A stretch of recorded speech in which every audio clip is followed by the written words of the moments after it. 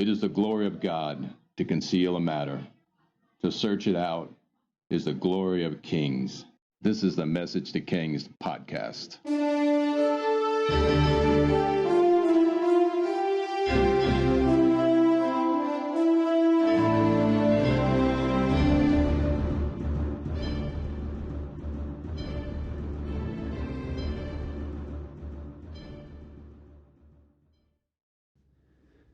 Episode 231, The Battle of Marathon.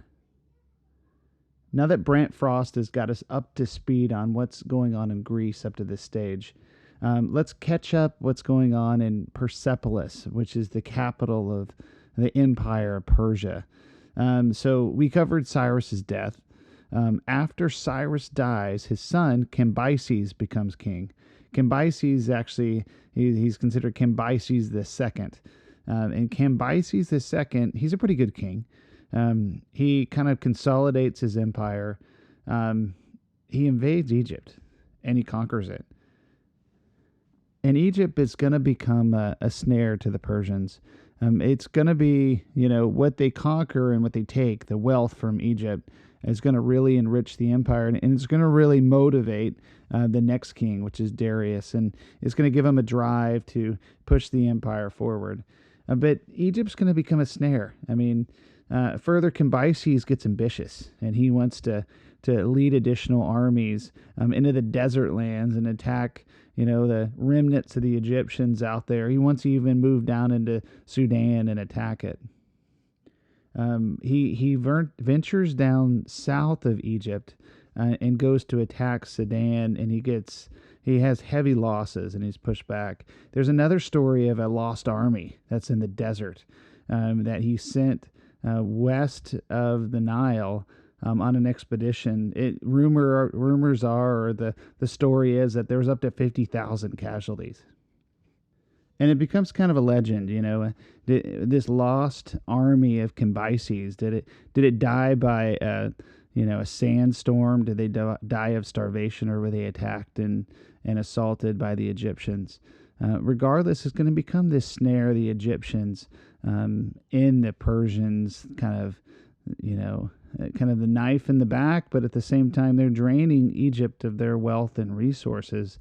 And it's Darius who becomes king. So, and Cambyses dies. When he dies, the next king is Darius. Now, Darius isn't his son. There's like 3 or 4 different accounts on how Darius becomes king.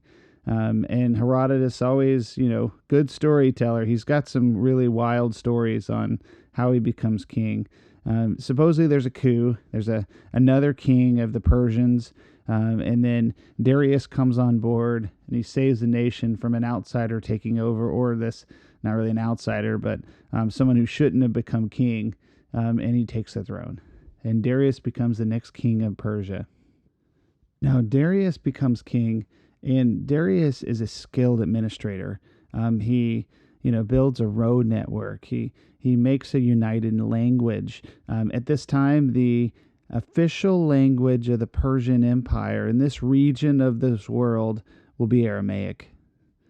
And you're going to see, if you watch The Passion of the Christ with Mel Gibson, they're actually speaking Aramaic. It was a spoken language all the way into Jesus' day. And this is something that Darius made official.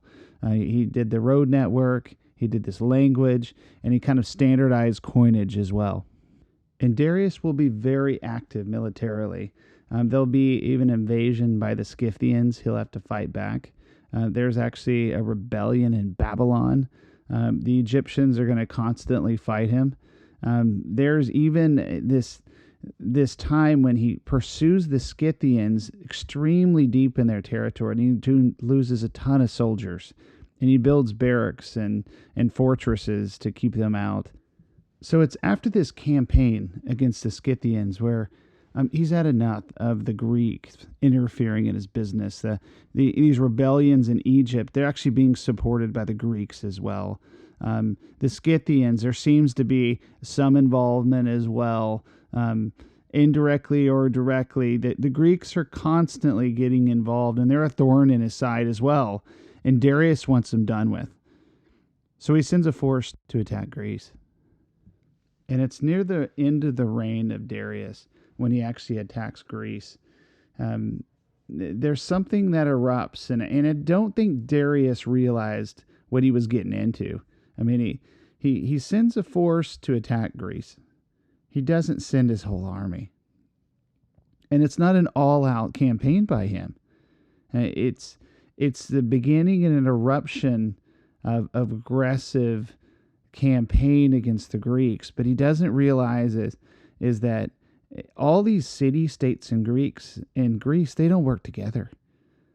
And they've been fighting each other for years, and they've been honing this combat skills and armament that he wasn't ready for. And it's when he attacks them that he causes them to unite into a force that he wasn't ready for. So joining us as a guest speaker and entering into this Persian War time frame, our military expert of the show, Josh Taylor from Oregon, is going to cover the Battle of Marathon.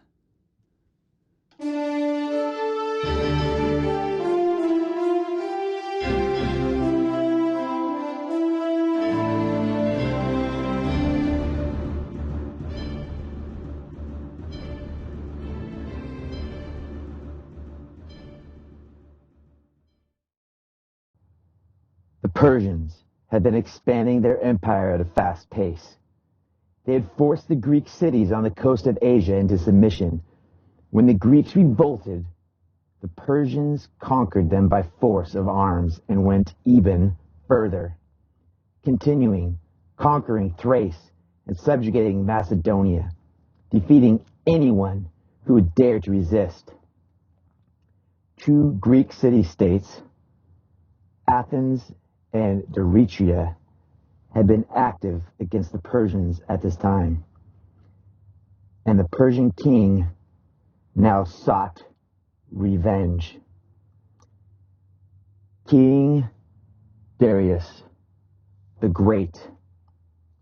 Now keep in mind that at this point, the Athenians were like a fly that just kept on nagging, more and more annoying. In fact, the great King Darius had his food servant tell him every night, don't forget about what's going on here. Don't forget the Athenians. So he amassed a fleet of 600 triremes and sent it into Greece under the command of an admiral named Deities. The Persians' first target were the Cyclades Islands, and particularly Max, that had resisted Persian rule. They sacked Max and took his citizens into slavery. Next, the Persians forced the traders into submission and attacked Eretria. Eretria was sacked, and its citizens were also taken into slavery.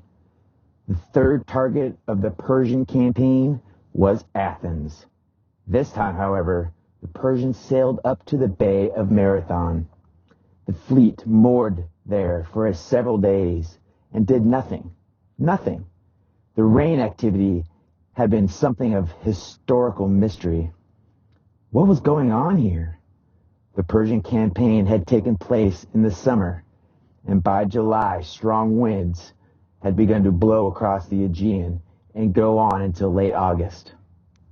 These winds are especially strong in the area between Eretria and Arctica. The Bay of Marathon is well protected from these winds, and it is large enough to provide shelter to hundreds of ships. There's simply no other place between Eretria and Attica that affords this type of protection. Perhaps the Persians landed in Attica not to attack Athens, at least not immediately, but only to find shelter from the harrowing winds. And why there? Perhaps they hope to get some intelligence about the situation in Athens through their agents.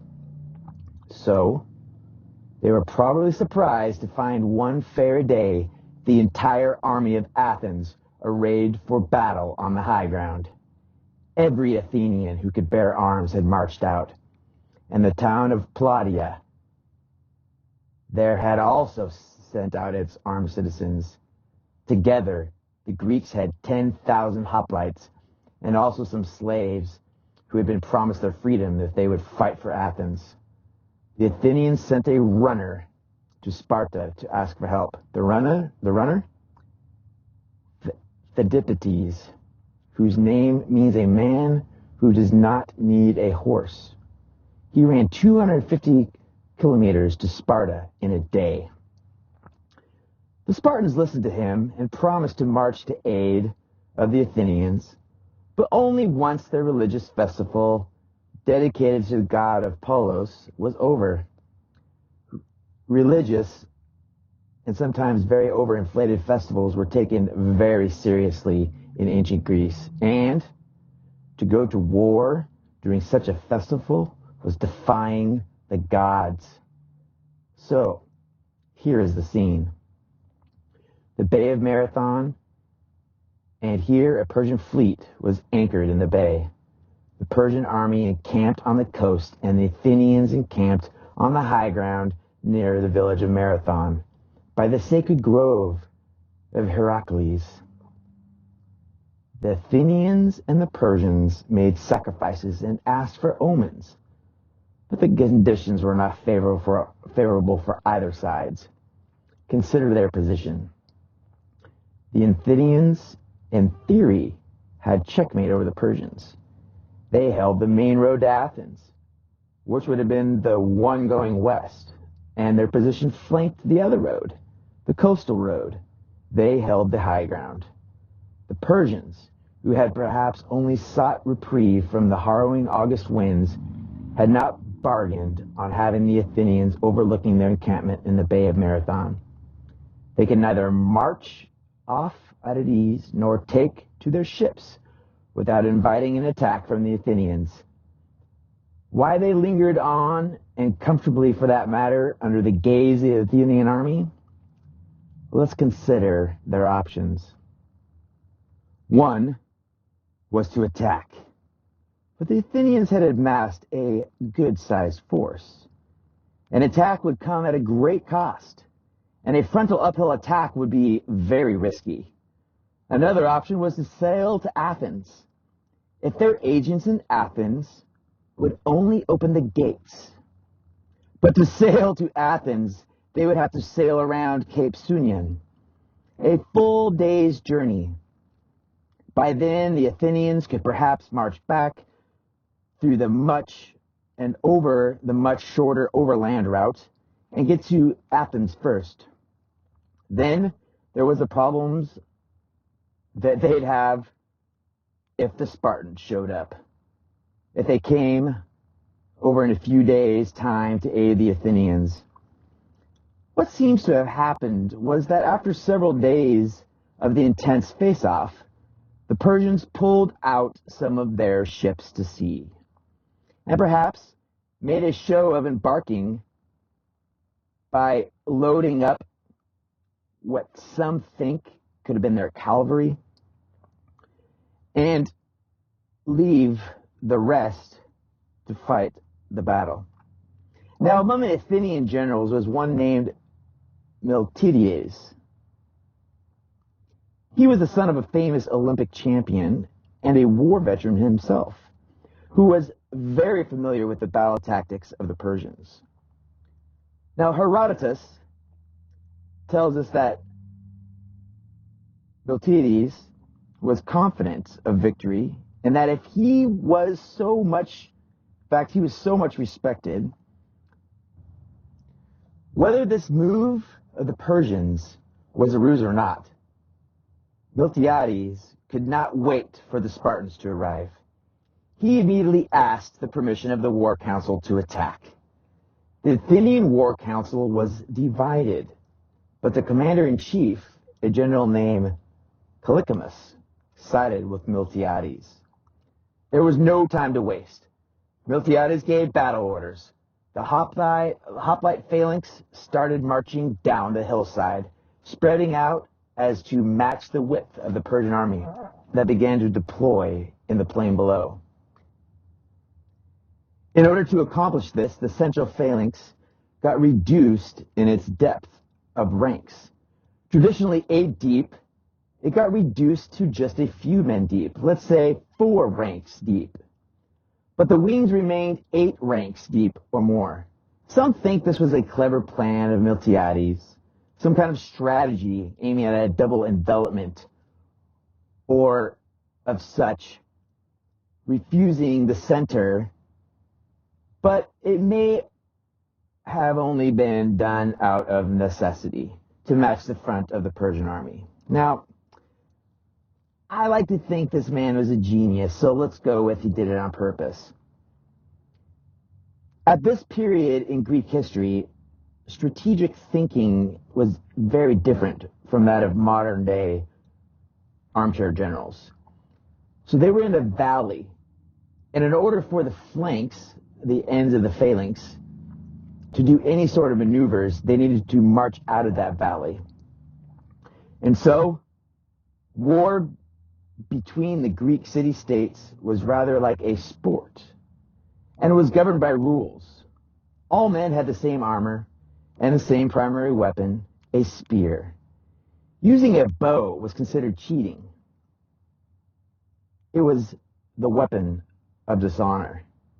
A sword could be used as a last resort, but it was frowned upon because one might use it to, hack at an opponent, which was seen as an underhand tactic and unethical. Even hacking at the dead was regarded dishonorable. Using a horse, of course, took cheating to a whole nother level.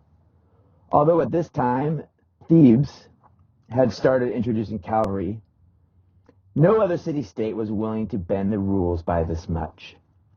On the other hand, to win a battle where all combatants had exactly the same armament, one needed courage, a good drilling in the rules of fighting in the phalanx, honor, and good discipline that came from continual practice.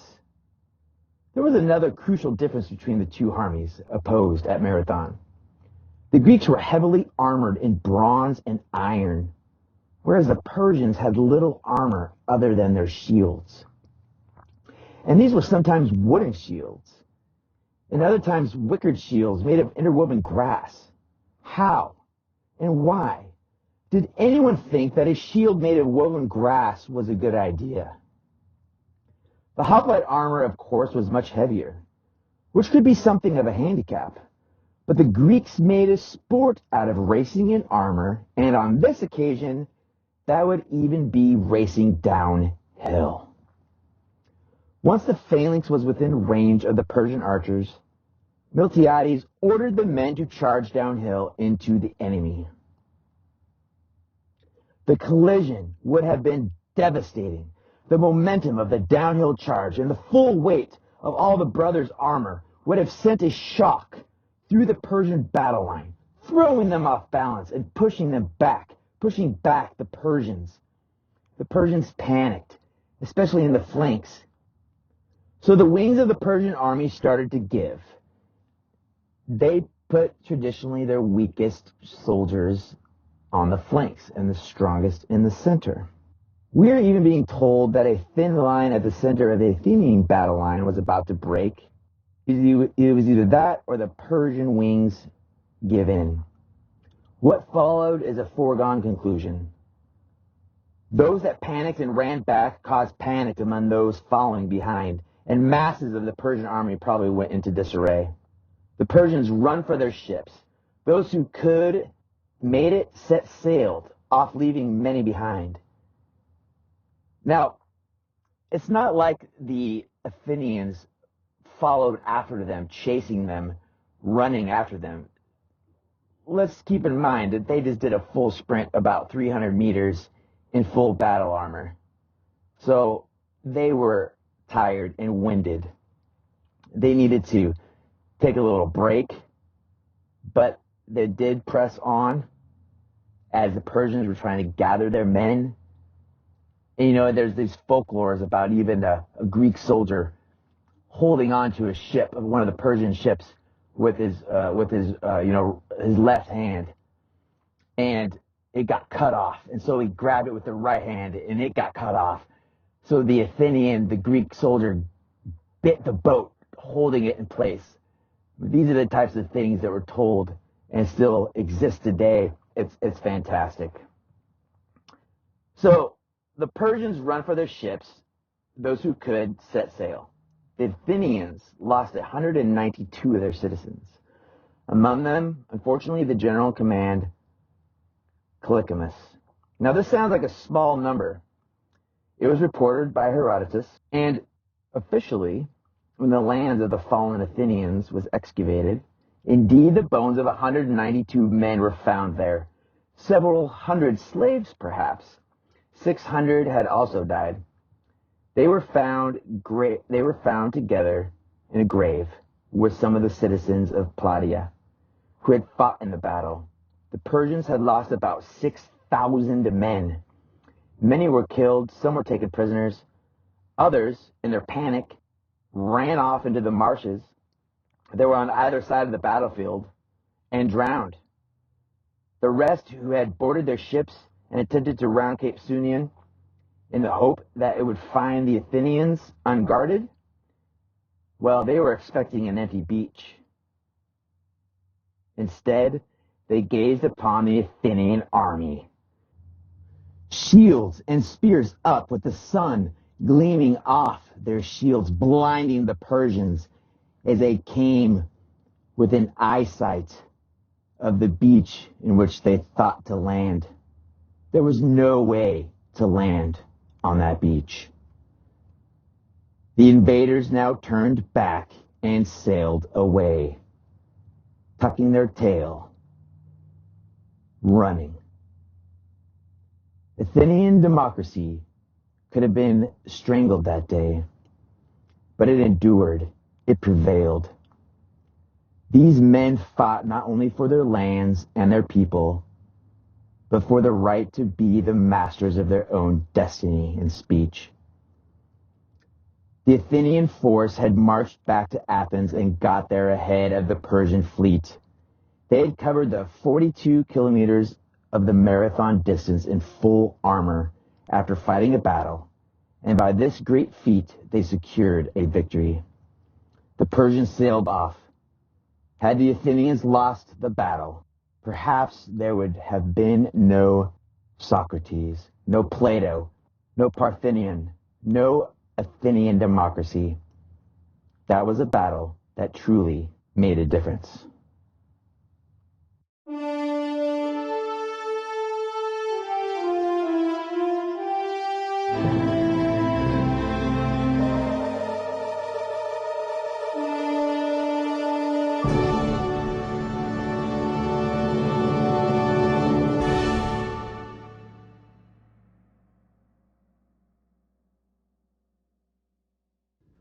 Thanks for joining us for this episode of Message to Kings. Special thanks to Josh Taylor of Oregon for his help with this program.